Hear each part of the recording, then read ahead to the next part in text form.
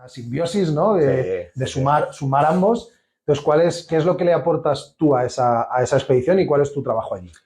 Bueno, pues yo he hecho algo que creo que hasta ahora no se ha hecho y es meter un microscopio en todos los lados donde vamos. Yo me dedico a investigar los distintos peces que sacamos en distintas partes del río, en distintos ríos incluso, y ver qué tipo de patógenos tienen, a qué es debido y lo más importante, cuando los recolectamos, cuál desparasitar y de qué manera desparasitar. Con esto conseguimos, en este caso Hugo, que venda los peces, aparte, más selectos del mundo, más sanos del mundo. Porque ya están estudiados, los hemos desparasitado contra lo que en realidad tienen.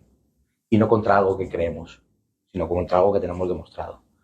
Y también adaptándonos al ciclo de vida de cada parásito que tiene, que eso es algo que la gente no habla, yo hablo mucho en mi libro de ello, creo que es muy importante, y es la manera de conseguir erradicar totalmente, o por lo menos o dejar una cantidad muy baja, posibles parásitos que al final pueden causar un problema. Un sitio donde lo que hacemos es que metemos los peces en cubetas y los tenemos que transportar en el barco.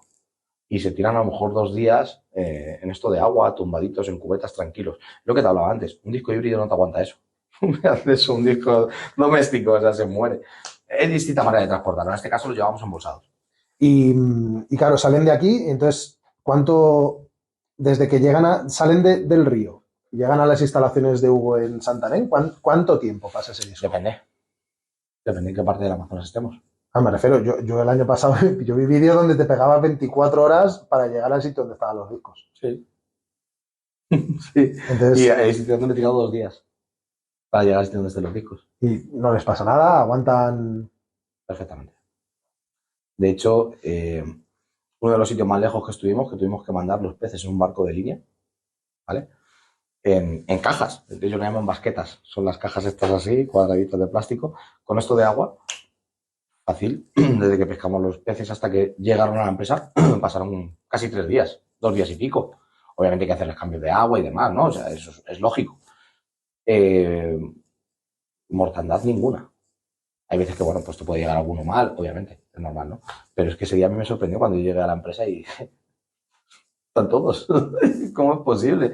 O sea, los peces van tumbados 3 días de viaje en un barco, en una caja y es sorprendente lo que pueden aguantar. Hugo y yo tenemos una relación, pues, como si fuéramos hermanos, ¿no? O sea, nos respetamos mucho, nos escuchamos mucho y eso hace que todo funcione mucho mejor. Entonces, claro, hemos cambiado muchas cosas este año que por supuesto, han dado mucha productividad.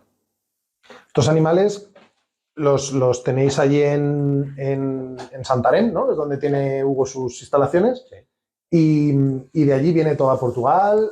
O sea, ¿qué se hace? Vale, ya los habéis pescado los peces, los tenéis allí, los tratáis y automáticamente salen, se quedan en Brasil durante mucho tiempo. ¿Cómo funciona luego todo ese trabajo? Sí, eso es.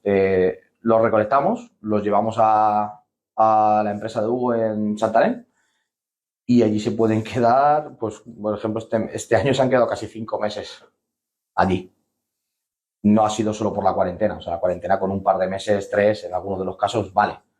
Pero en este caso, este año ha sido por un problema del IBAMA, que es quien regula allí las exportaciones, ha habido un paro tremendo, han sido una serie de problemas ajenos, obviamente, a nosotros, y se han tenido que quedar allí 5 meses. Pero lo normal es que se queden allí un par de meses, se adapten, se desparasiten y luego vuelvan, o sea, mejor dicho, vayan a Portugal, donde si hay que hacer alguna repetición del tratamiento, aparte de adaptarse, se hace allí también en Portugal y luego ya se ponen a la venta. O sea, no se pesca el pez del río, sale y se vende. No, eso es lo que se hacía y muchas veces se sigue haciendo en muchas empresas. De ahí el mito de que el disco salvaje es más delicado. No, no es más delicado. Todo depende de cómo lo hayas pescado, cómo lo hayas tratado y cómo lo hayas transportado. ¿Vale? O sea, el disco salvaje, como ya hemos hablado, es más duro que el híbrido. Ha vivido en la naturaleza defendiéndose de 1000 depredadores. O sea, es mucho más duro que cualquier pez que tenemos en palmitas.